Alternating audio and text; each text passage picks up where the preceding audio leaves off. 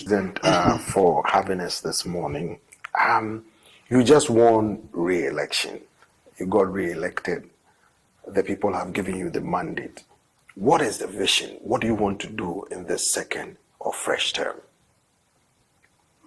Well, last time we worked on human capital development as the flagship program of our government. We got disrupted right from the onset with the advent of COVID and, of course, the many shocks that we've had, exogenous shocks that have affected our economy and every other thing within the country.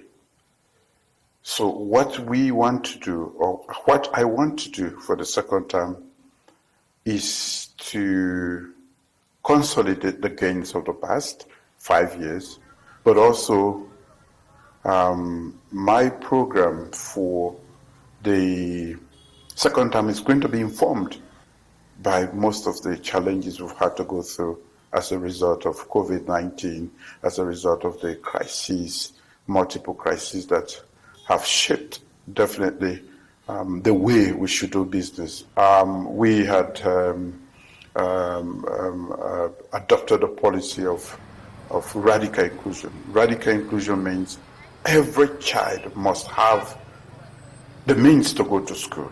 We have removed all barriers, we have made provision, and we are catering to the needs of all the kids in Sierra Leone, so that everybody, wherever you are, whoever you are, whatever your gender is, your political inclination, you have the means to go to school.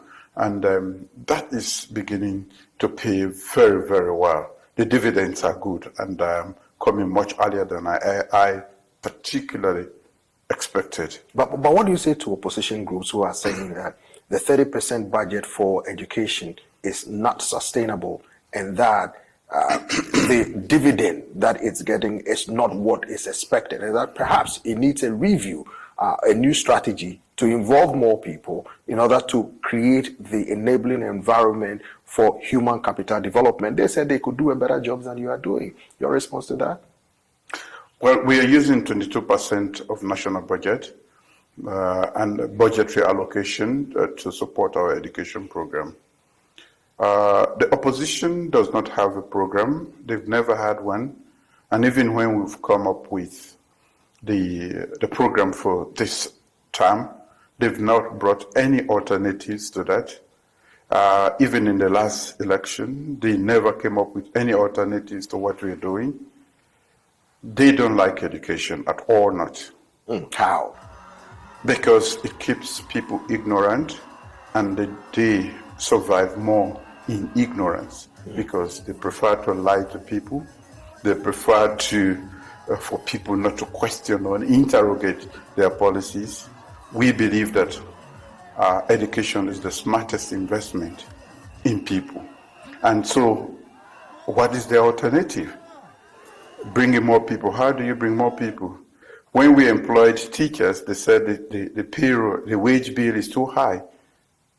But we have to bring in new teachers to be able to cope with the numbers and to be able to improve on quality. So there's enough very good justification. And in the 21st century, the best investment is human capital development. And they don't believe in that at all, not because they survive better in chaos and in ignorance. Ignorance is more expensive than education, so we prefer to invest on education. You just won election. The opposition has boycotted all form of governance. They don't even want to go to parliament. They said there has to be a dialogue to resolve their concerns because they said the elections were rigged. They are calling on the Electoral Commission to release results, but they said they are disputing your victory. Now, as somebody who was declared the winner of the just recent elections, what is your response to their criticisms that no, the elections were rigged to make sure that you retain or come back to power? You have been sworn in as the president of Sierra Leone, but they are still disputing your victory. Your response to that? The authority mandated by our Constitution is the National Electoral Commission that declares the election victory. That has always been the case. And they are asking for a different thing today. They believe that the international community should come and declare who has won the election. The election was conducted in a free, fair, and transparent manner. But elections everywhere have never been without disputes. These are highly contentious issues everywhere in the world, including in the United States here. So if we have any problem, we all know that the courts are the best place to go. They have refused to go to the court because they don't have no locus. They don't have anything to present to the courts. Why are they going elsewhere and talking? Go to the courts. That was what I did when they said I lost the election. They rigged the 2012 election. Counting was still ongoing when they declared the election. And when we asked them, they said, go to the police. We have not rigged the election. It was declared. I was declared the winner. And we are expecting that if they are living in a rules-based society like ours, where the rule of law is definitely the way to go, they should have gone to the courts, but they have refused to go to the courts. Every party had a representation at all the polling stations. They have compiled the result, that is the Electoral Commission. You have your results. It was all signed off at every polling center and station. So what you are asking for, you have already. But because you know it cannot stand in the court, it's not so, admissible in a court of law, it's not even there. That's why they are refusing to go to court. They would rather prefer to create chaos. They have already informed their supporters that there is going to be an election, another election. Going back to the previous point which I made, they prefer to keep them ignorant so that they can fool them all the time. But you cannot fool all the people all the time. So our own people do understand what is happening. And I know that I worked very hard on this election. Well before the election, all the polls were in support of my victory, at least for nothing less than 60%. I have accepted, if that is what the ECSL says, the 56%. Before, we all knew, even they themselves admitted that they had no chance. They did not campaign in the first place. They did not have regalia to go out. They did not have a plan. They did not have a message. They never went out. How do you win election? By rigging, which they tried to do quite a lot and lost, and that is why they are doing this. In a democracy, we have freedom of association, freedom of speech. Parliament is open. They have a right for those who have won to go to parliament. You talked about freedom of speech. Some of the criticisms they've leveled against you is that last year there was a protest that your government said was or appeared to be a calculated attempt to overthrow your government. They said you are using that as a pretext to clamp down on their free speech, their assembly, and they attempted to organize a protest recently, and that you sent out the ability to intimidate them, threatening to arrest them. How do you respond to these criticisms, Mr. President? The opposition? Yes. The opposition said they had nothing to do with the protests. They did not want to be their name to be called in that protest.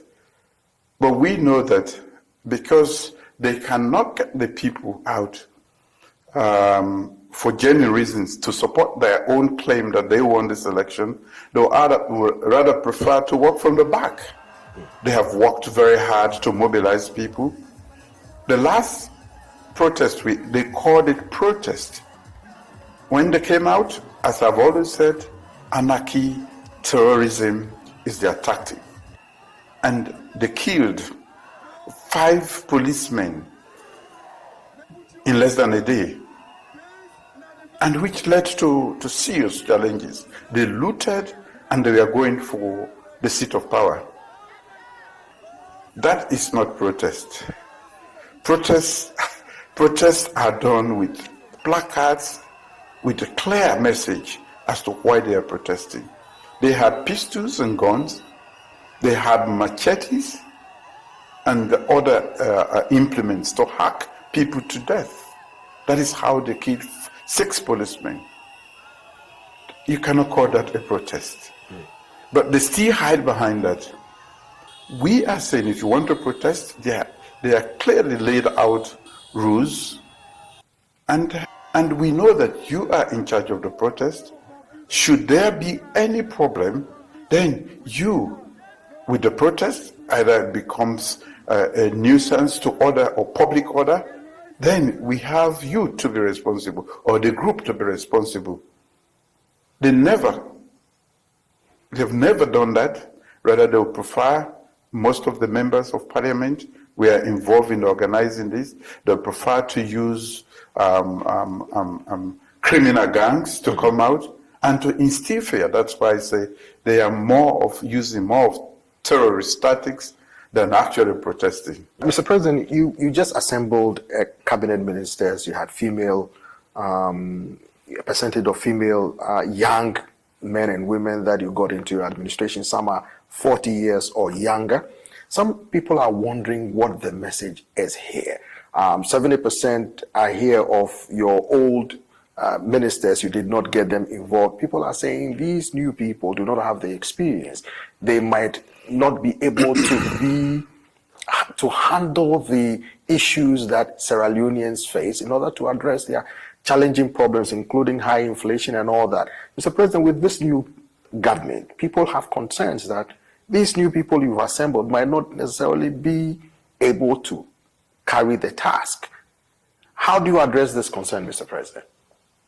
I think it's wrong to think that when people are young, they don't know their whereabouts in society and cannot solve national or international problems or issues. We have a young population in the first place. Close to 70% of our population are young people. When they are responsible, when they are educated and exposed, I think we should give them the opportunity. They have said to us, that which is about us should involve us. If we are running a country, in most of Africa we have a youth budge, meaning that we have more young people who are out there. I think they are better consulted and involved in the laws and everything that we do about governance when they are involved in that. They are better. We are better as a nation when we get them involved in their own, in the activities that affect them. At the United Nations Security Council, we are asking for reforms. The whole of Africa, that we should be represented to discuss, because most of the 70% of the issues that go to the United Nations Security Council are about Africa.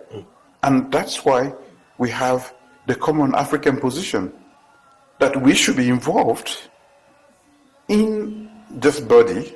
We should be represented so that we can have a say in what is said about us or the decisions that are made about us. The youth are saying the same thing. I am hearing that. And that is why I believe that the young people should be represented. But quite apart from that, looking at the politics of Sierra Leone, I was only in my 20s and I had just come out of high school when I joined the military. When I was at the helm, the major decisions I made today still reverberate in that. We are still, the decisions I made about peace, about democracy, still inform the trajectory that Sierra Leone is moving on. I was younger than almost all of the people I've appointed. I was not as educated as they are. And yet, the patriotism in me made me take decisions.